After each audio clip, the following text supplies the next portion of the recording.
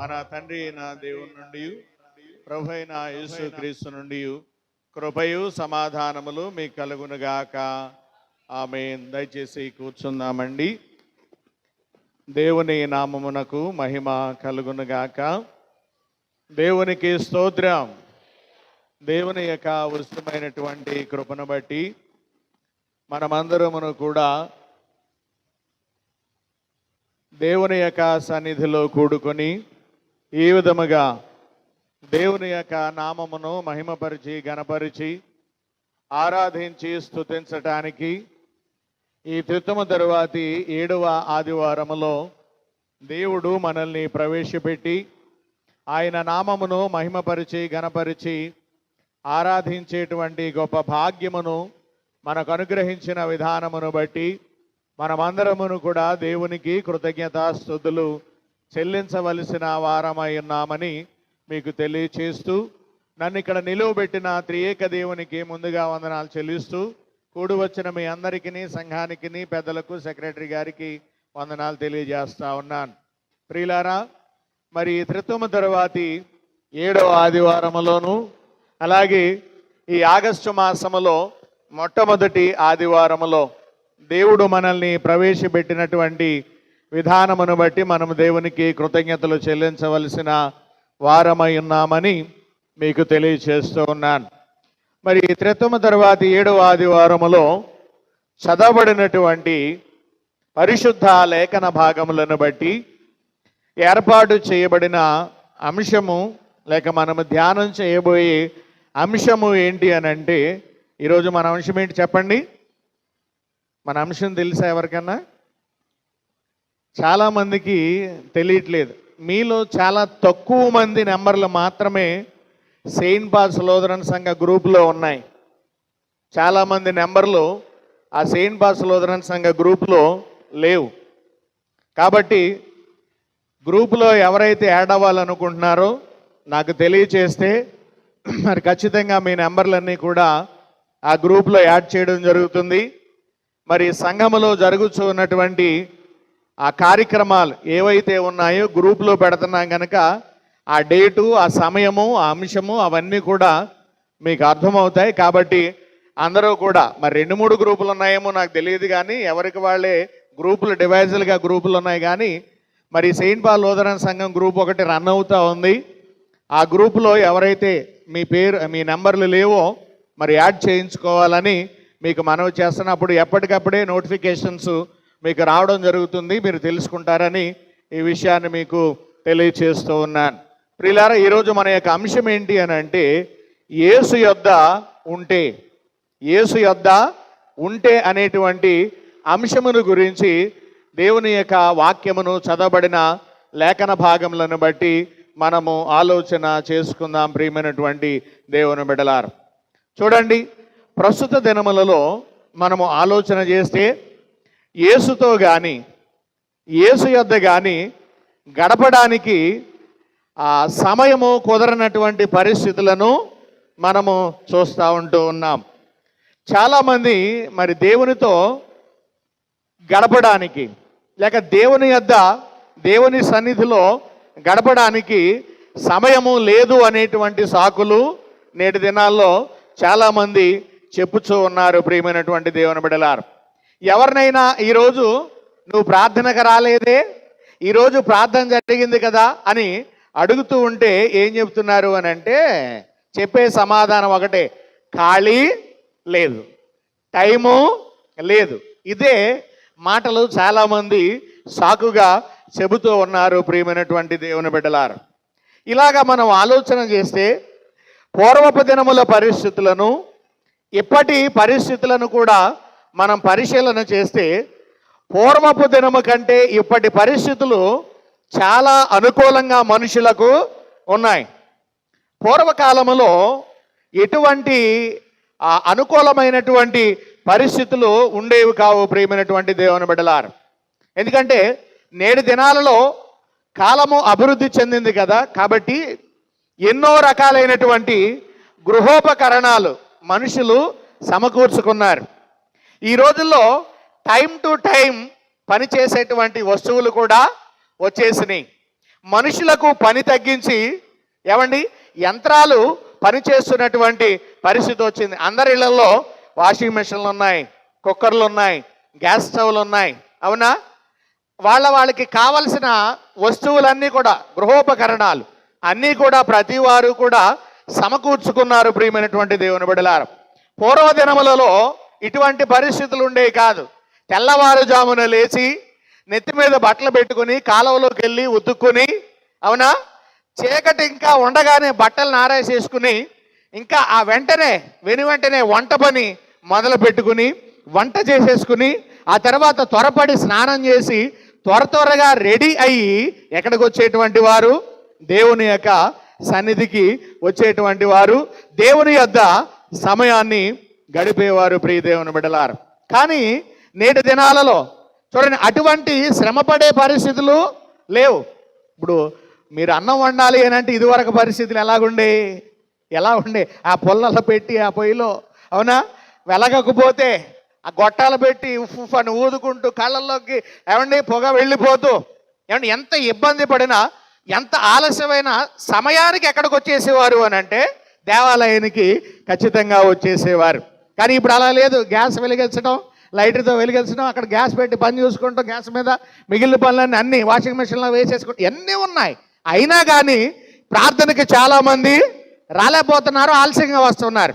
కారణం ఏంటి అని అంటే ఏం చెప్తున్నారంటే టైం లేదు, ఇంకోటి ఏంటి ఖాళీ లేదు అనేటువంటి విషయాల్ని చాలామంది చెబుతూ ఉన్నారు. ప్రియమైనటువంటి దేవుని బిడ్డలారా, కానీ వాక్యం ఏం చెబుతుంది అని అంటే మనము దేవుని యొద్ద గడిపే వారముగా మనం ఉండాలి, యేసు యొద్ద మనము ఉండే వారముగా మనం ఉండాలి. ప్రియమైనటువంటి దేవుని బిడ్డలారా, యేసు యొద్ద ఎక్కువ సమయము గడిపే వారముగా మనం ఉండాలి అనేటువంటి విషయాన్ని మీకు జ్ఞాపకము చేస్తా ఉన్నాను.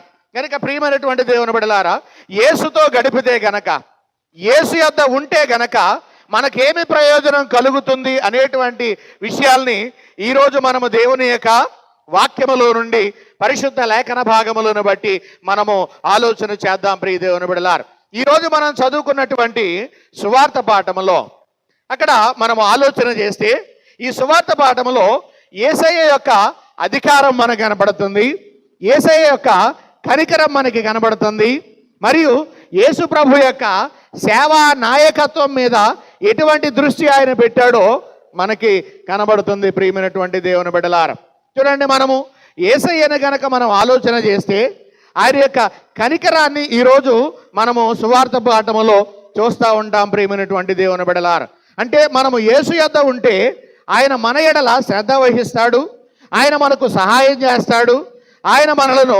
తృప్తిపరుస్తాడు అని ఈరోజు సువార్త పాఠము ద్వారా మనము నేర్చుకునవలసిన వారమై ఉన్నామనే విషయాన్ని జ్ఞాపకం చేస్తా ఉన్నాను. చూడండి, ఈరోజు సువార్త పాఠ్య భాగములో మార్కు సువార్త 8వ అధ్యాయము 1వ వచనాన్ని మనం చదువుదాం.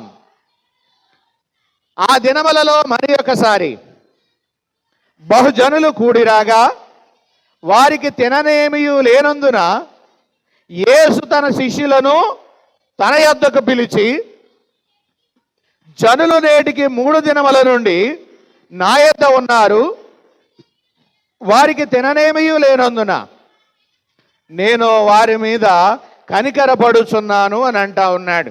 ఇక్కడ యేసుక్రీస్తు ప్రభు వారి దగ్గరికి జనసమూహం వచ్చారట.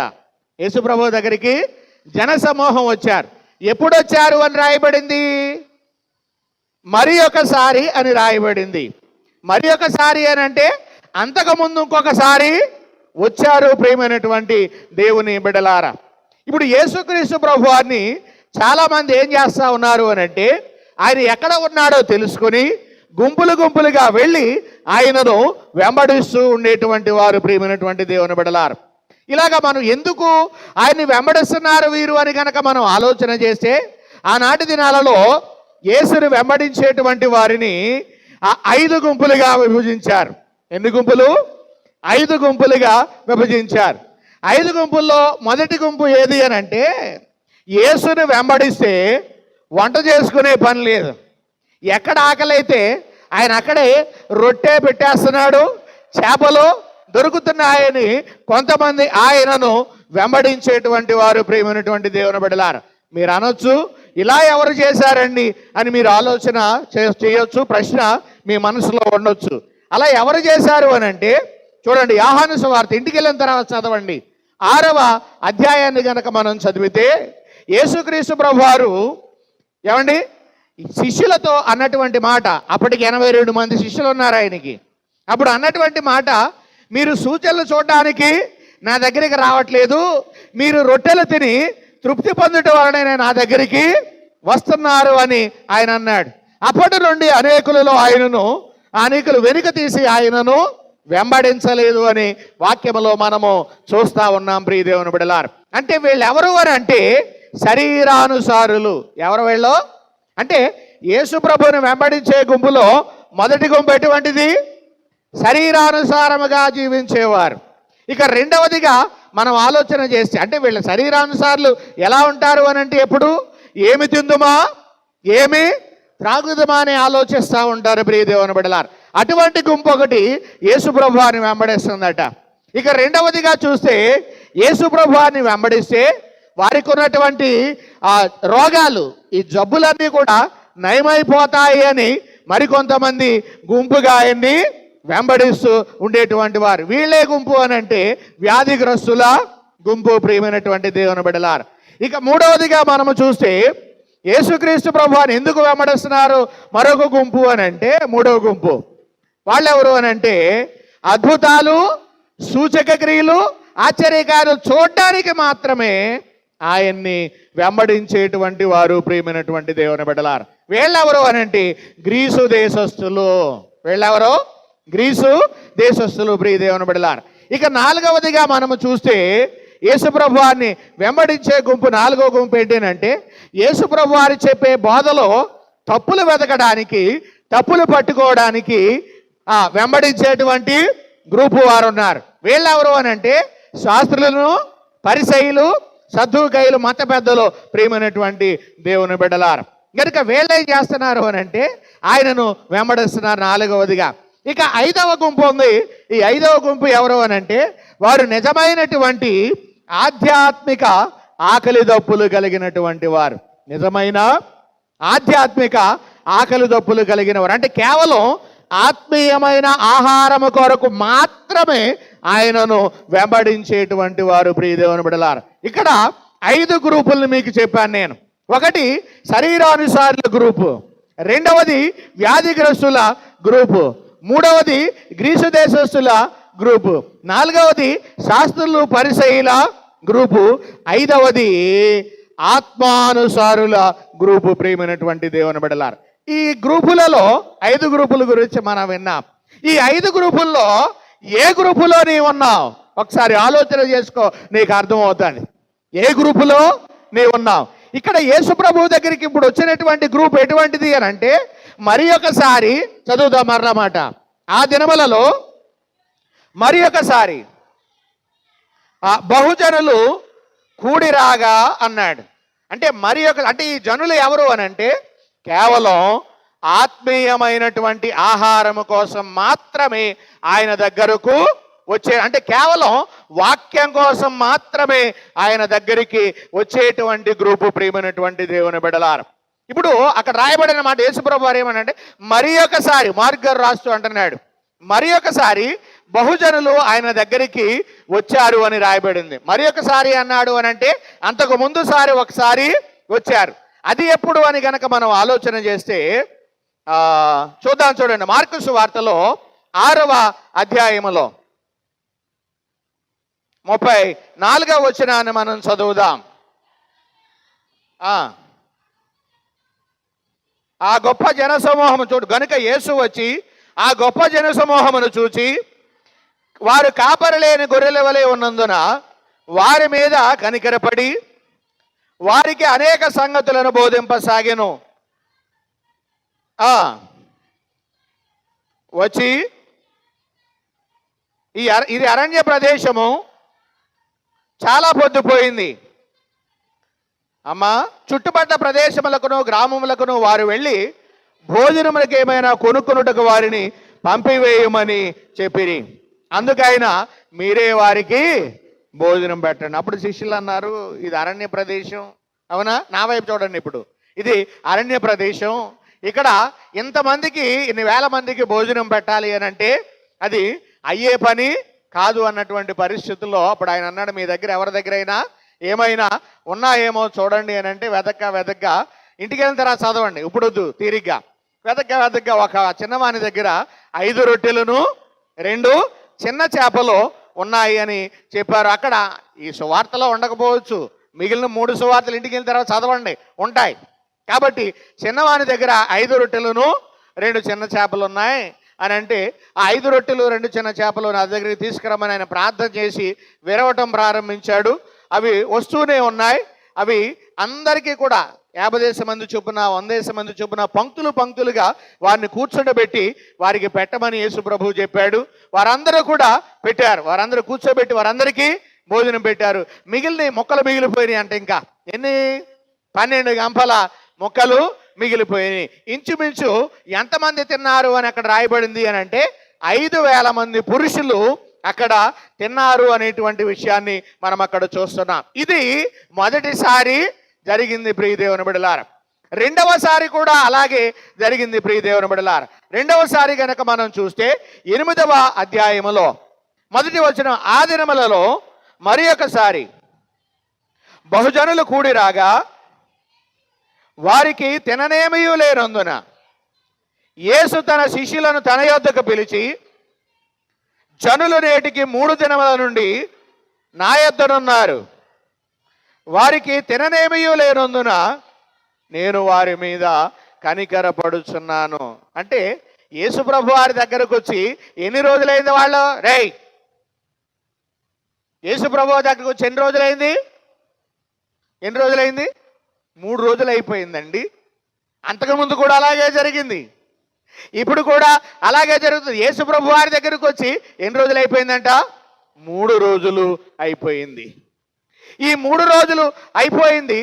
అయిపోయిన తరువాత చూడండి, యేసుక్రీస్తు ప్రభు వారు ఏమంటున్నాడనంటే, వాళ్ళు ఇప్పటికి వచ్చి 3 రోజులు అయిపోయింది, ఇప్పుడు వాళ్ళు అలాగే పంపేస్తే వాళ్ళకి ఆకలి వేస్తుంది, శరీర నీరసం వస్తుంది, వారు మోసపోతారో, వారు సొమ్మసిల్తారని యేసుప్రభు వారు ఆలోచన కలిగి వారికి ఆహారం పెట్టాలని ఆయన నిర్ణయించుకున్నాడు. ఈ సందర్భంలో ప్రియ దేవుని బిడ్డలారా, ఇక్కడ మనం చూస్తే మరి 3 రోజులు వారికి ఆకలి వేయలేదా అని కనుక మనం ఆలోచన చేస్తే 3 దినాలు ఉన్నారండి. 3 రోజులు వారికి ఆకలి వేయలేదనంటే కొంతమంది తెచ్చుకుని ఉండొచ్చు, తినేసి ఉండొచ్చు. ఎంత తెచ్చుకున్నా తినేసిన ఒకరోజు సరిపడా తెచ్చుకుంటారు, తినేసి ఉంటారు. 3 రోజులు కూడా చాలామంది అలాగే ఉండిపోయారు.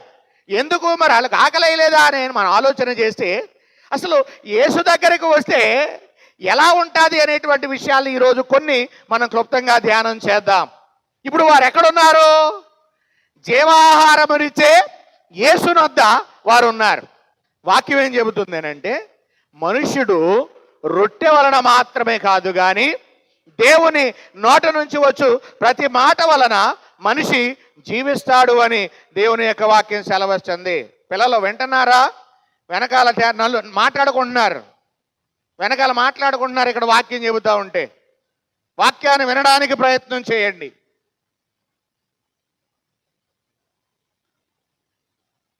ఆయన వచ్చినటువంటి సందర్భంలో, ఆయన దగ్గర ఉన్నటువంటి సందర్భంలో చూడండి, వాళ్ళకి ఏం వేయలేదు? ఆకలి వేయలేదు. ఎందుకు అనంటే జీవాహారమును ఇచ్చేటువంటి యేసు యొద్ద వాళ్ళు ఉన్నారండి.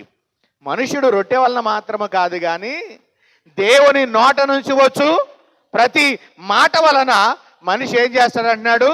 జీవిస్తాడు అని అంటా ఉన్నారు. ఆ కిటికీ మూలన 2-3 ఫోన్ మీదే ఉన్నారు. అవునా? వినటానికి ప్రయత్నం చేయండి. దేవుని నామానికి మహిమ కలుగునుగా. ఇలా చెప్తే నాకు శత్రువులు ఎక్కువైపోతున్నారు. కానీ దేవుని సన్నిధిలో క్రమము మర్యాద మనం అనుసరించాలి. అది నా యొక్క ఉద్దేశం. గమనించాలి, మిమ్మల్ని కించపరచాలని నా ఉద్దేశం కాదు అని మీకు మనవి చేస్తున్నాను.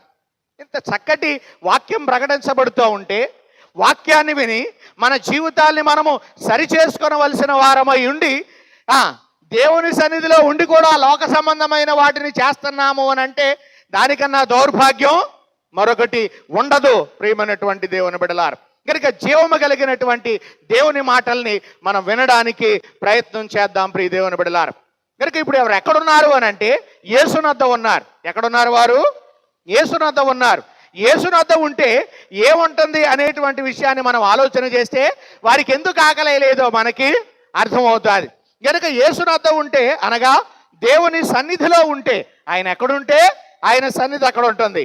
కనుక దేవుని సన్నిధిలో ఉంటే ఏముంటుంది అనేది కనుక మనం ఆలోచన చేస్తే చూద్దాం. చూడండి 36వ కీర్తన 8వ వచనం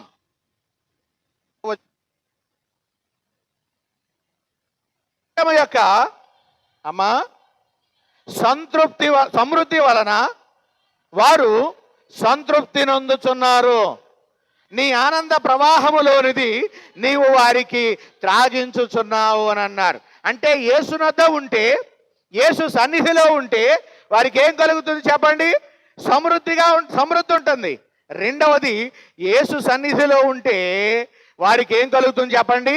సంతృప్తి కలుగుతుందట ప్రియమైనటువంటి దేవుని బిడ్డలారా. ఎందుకు అనంటే ఆయన ఆనంద ప్రవాహములోనిది వారికి ఆయన త్రాగిస్తున్నాడు అని దేవుని యొక్క వాక్యం సెలవిస్తా ఉంది. అంటే యేసునొద్ద ఉంటే మనుషులకి ఏముంటుంది? సమృద్ధి ఉంటుంది, సంతృప్తి ఉంటుంది ప్రియమైనటువంటి దేవుని బిడ్డలారా. అలాగే 16వ కీర్తన 11వ వచనాన్ని గనక మనం చదివితే, జీవ మార్గమును నీవు నాకు తెలియజేసేదవు, నీ సన్నిధిని సంపూర్ణ సంతోషము కలదు. అంటే యేసు సన్నిధిలో ఉంటే ఏం కలుగుతుంది చెప్పండి? రెండవదిగా సంపూర్ణమైనటువంటి సంతోషము కలుగుతుంది ప్రియమైనటువంటి దేవుని బిడ్డలారా. ఇంకా మనము చూస్తే దినవృత్తాంతముల మొదటి గ్రంథములో 16వ అధ్యాయములో 27వ వచనాన్ని మనం చదువుదాం. 16వ అధ్యాయం 27వ వచనం. ఘనత ప్రభావములు ఆయన సన్నిధి ఉన్నవి, బలమును సంతోషమును ఆయన యొద్ద ఉన్నవి. చాలు. యేసు యొద్ద మనముంటే ఇంకా మూడవదిగా ఏం కలుగుతుందంట? బలమును సంతోషమును ఘనత ప్రభావములు కలుగుతాయట ప్రియమైనటువంటి దేవుని బిడ్డలారా. ఒకటేమో యేసు యొద్ద ఉంటే ఏం కలుగుతుంది? సమృద్ధి, సంతోషం. రెండవదిగా యేసు యొద్ద ఉంటే సంపూర్ణ సంతోషం. మూడవదిగా మనం ఆలోచన చేస్తే ఆయన యొద్ద బలమును సంతోషమును పేరు ప్రఖ్యాతలు ఉన్నాయట ప్రియమైనటువంటిది. అదే అన్నాడు. ఏంటనంటే ఘనత ప్రభావం అంటే పేరు ప్రఖ్యాతలు ప్రియమైనటువంటి దేవుని బిడ్డలారా. మూడవదిగా. ఇక 4వదిగా మనము చూస్తే ఆయన సన్నిధిలో ఉంటే ఏముంటుంది ఏముండదు అని కనుక మనం ఆలోచన చేస్తే ఆ ప్రకటన గ్రంథములో 7వ అధ్యాయములో 16వ వచనాన్ని మనం చదువుదాం. ప్రకటన 7:16. ఆయన సన్నిధిలో ఉంటే మనకేముంటుంది? ఏముండదు. అమ్మా, వారిక మీదట ఆకలి అయినను దాహమైనను ఉండదు. చాలు. వారికి ఏముండదంట? ఆకలి. అంటే యేసునొద్ద ఉంటే ఆకలి ఉండదు, దాహం ఉండదు ప్రియమైనటువంటి దేవుని బిడ్డలారా. అంటే అన్నీ సమృద్ధిగా ఉంటాయి. యేసు మాటలు వింటే ఆకలి ఉండదు ఆత్మానుసారులకి. యేసు మాటలు వింటే దాహము ఉండదు ప్రియమైనటువంటి దేవుని బిడ్డలారా. ఇంకా ఏముండదో తెలుసా? ఆయన యొద్ద ఉంటే చెబుతాను వినండి. చివరిగా చెప్పి నేను పత్రిక పాఠంలోకి వెళ్ళి ముగించేస్తాను. చూడండి, ప్రకటన గ్రంథంలో 21వ అధ్యాయాన్ని గనక మనం చూస్తే 4వ వచనాన్ని మనం చదువుదాం. ఆయన వారి కన్నుల ప్రతి బాష్ప బిందువును తుడిచివేయును, మరణము ఇక ఉండదు, దుఃఖమైనను ఏడ్పైనను వేదనైనను ఇక ఉండదు. చాలు. ఏముండదంట? మరణం ఉండదు, దుఃఖం ఉండదు, వేదన ఉండదు, ఏడ్పు ఉండదు ప్రియమైనటువంటి దేవుని బిడ్డలారా. అంటే యేసునొద్ద ఉంటే ఏమండి? సమృద్ధి ఉంటుంది, సంతృప్తి ఉంటుంది, సంపూర్ణ సంతోషం ఉంటుంది, బలం ఉంటుంది, ఘనతా ప్రభావాలు వస్తాయి. ఆయన సన్నిధిలో ఉంటే ఆకలి ఉండదు, ఆయన యొద్ద ఉంటే దాహం ఉండదు, ఇంకేముండదు? దుఃఖం ఉండదు, వేదన ఉండదు, మరణము కూడా ఉండదట ప్రియదేవుని బిడ్డలారా. అందుకనే కీర్తనకారుడు ఎప్పుడు ఏం కోరుకుంటేవాడు అని అంటే, దావీదు గారు ఎప్పుడు కూడా దేవుని యొక్క సన్నిధిలోనే ఉండాలని కోరుకునేటువంటి వాడట. 27వ కీర్తన 4వ వచనాన్ని ఒకసారి మనం చదువుదాం. 27వ కీర్తన 4వ వచనం. యెహోవా యొద్ద ఒక వరము అడిగి తిని దానిని నేను వెతుకుచున్నాను, యెహోవా ప్రసన్నతను చూచుటకు, ఆయన ఆలయములో ధ్యానించుటకు. అమ్మా, నా జీవిత కాలమంతయు నేను యెహోవా మందిరములో నివసింపగోరుచున్నాను అని అంటున్నాడు. అంటే కీర్తనాకారుడి యొక్క ఉద్దేశం ఏంటి? దేవుని యొద్ద ఉంటే ఏ మేలు కలుగుతుందో, దేవుని యొద్ద ఉంటే ఎటువంటి ప్రయోజనము చేకూరుతుందో ఎవరికి తెలుసు? కీర్తనాకారుడికి తెలుసు, దావీదుకి. అందుకనే ఎప్పుడూ కూడా ఎక్కడ ఉండాలని కోరుకుంటున్నాడంట? నా జీవిత కాలం అంతయు నేను యెహోవా మందిరములో, అంటే నేను దేవుని సన్నిధిలో దేవుని యొద్ద ఉండాలి అని అనుకుంటున్నాడు. ప్రియమైనటువంటి దేవుని బిడ్డలారా, ఎప్పుడూ కూడా మీరు గమనించండి, కీర్తనాకారుని యొక్క జీవితాన్ని కనుక మనం ఆలోచన చేస్తే ఎప్పుడు కూడా ఎక్కడ ఉండాలని కోరుకునేవాడనంటే దేవుని మందిరంలోనే, దేవుని సన్నిధిలోనే, దేవుని ఆలయంలోనే ఉండాలని కోరుకునేటువంటి వారట. ఎప్పుడు తెల్లారుతుందా, ఎప్పుడు దేవుని సన్నిధికి నేను వెళ్తానా అని కీర్తనాకారుడు ఎదురు చూసేవాడట. ఎందుకోనంటే 65వ కీర్తన 4వ వచనం మనం చదివితే, నీ మందిరములోని మేలు చేత మేము తృప్తి పొందేదము అని అంటా ఉన్నాడు. అంటే మందిరానికి వస్తే 1 మేలు కలుగుతుంది, 2 తృప్తి పొందుతాం. కొంతమంది ఉంటారు, నేను పాట పాడితే తప్ప నాకు తృప్తి లేదు. కొంతమంది అంటారు, నేను ప్రార్థన చేస్తే తప్ప నాకు తృప్తి లేదు. కొంతమంది అంటారు, నేను ఈవేళ గుడికి వెళ్తే తప్ప, అవునా, గుడికి వెళ్ళలేదు, నాకు తృప్తి లేదు, నా మనసు ఏదోలాగా ఉన్నది అని కొంతమంది అంటా ఉంటారు. అవునా కాదు? అంటే ఆయన మందిరములోని మేలు చేత ఏం చేస్తారంట మనుషులు? అందుకనే యేసు యొద్ద ఉంటే మనకేం కలుగుతుంది?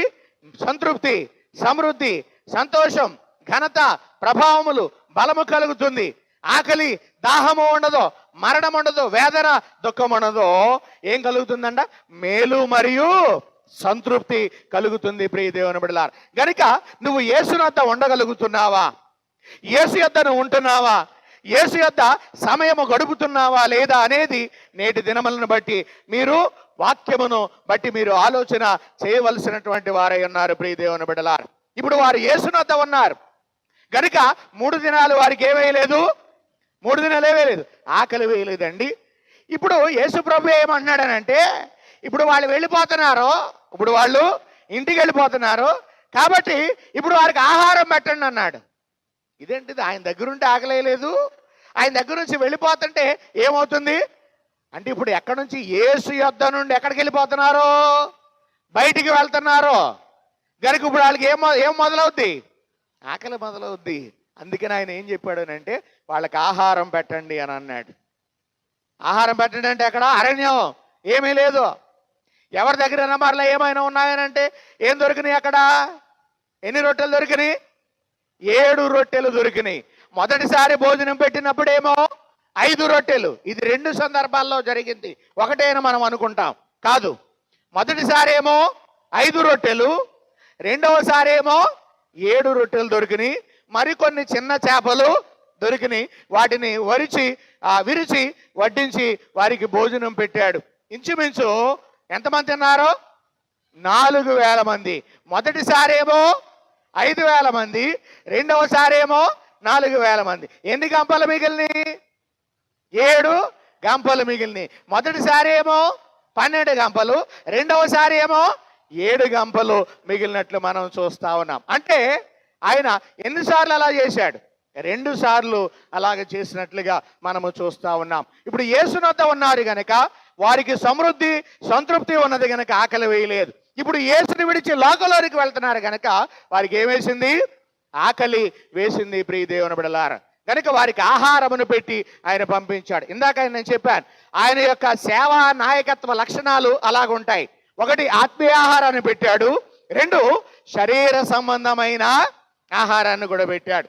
సేవకుడు కూడా ఇటువంటి లక్షణాలని కలిగి ఉండాలి. అది ఏంటి అని అంటే, జీవాహారాన్ని పెట్టాలి, శరీర సంబంధమైన ఆహారాన్ని సమయానికి తినే, టైంకి ప్రార్థనని వదిలిపెట్టాలి ప్రియమైనటువంటి దేవుని బిడ్డలారా. కనుక ఇదే ఆ రూల్ మీద యేసుప్రభు ఎలాగైతే చేశాడో అదే ప్రకారం నేను కూడా టైం టు టైం ముగించడానికి నేను ఇష్టపడతాను ప్రియమైనటువంటి దేవుని బిడ్డలారా. కనుక ఇక్కడ యేసునొద్ద ఉంటే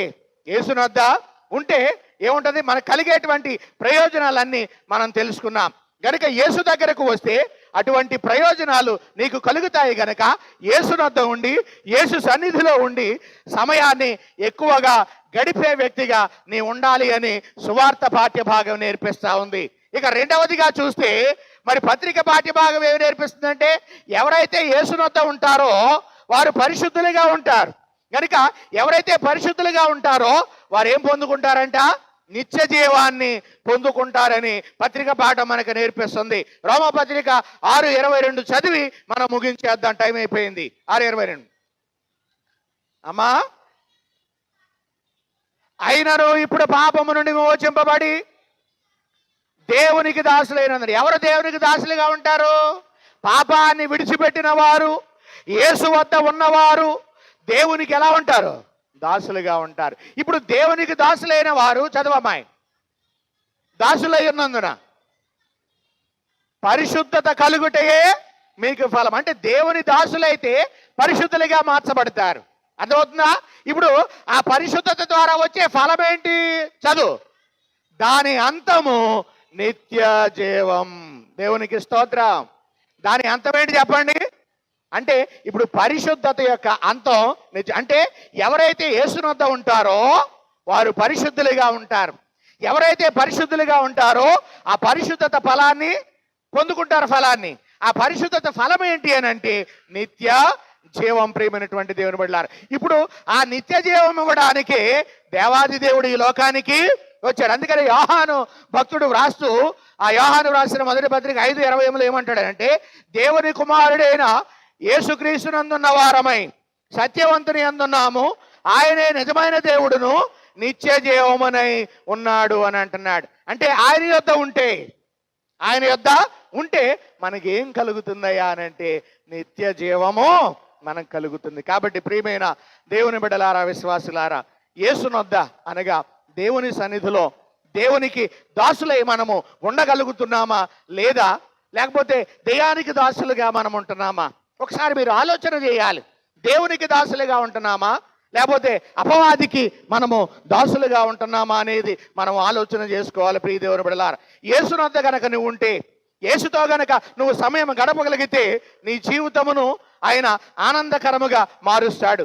నీ జీవితానంతరము కూడా నువ్వేం పొందగలుగుతావు అని అంటే సంతోషము, ఆనందమును కూడా నువ్వు పొందగలుగుతావు. గనుక యేసుకి దాసులుగా ఉంటూ, ఏమండి, యేసునొద్ద ఉంటూ యేసు ఇచ్చే ఆనందాన్ని, సంతోషాన్ని, సంతృప్తిని, సమృద్ధిని మనము పొందుకొని నిత్య జీవమునకు మనము వారసులు అవుదామని తెలియచేస్తూ అటు విధంగా నిత్య జీవనకు వారసులు అవ్వడానికి పరిశుద్ధాత్మ దేవుడు మనకు సహాయం చేసి ముందుకు నడిపించాలని పరిశుద్ధాత్మ నేను ప్రార్థిస్తూ ఈ మాటలు ముగిస్తూ ఉన్నాను. దేవుడి మాటలు మన వినికిడిలో దీవించును గాక.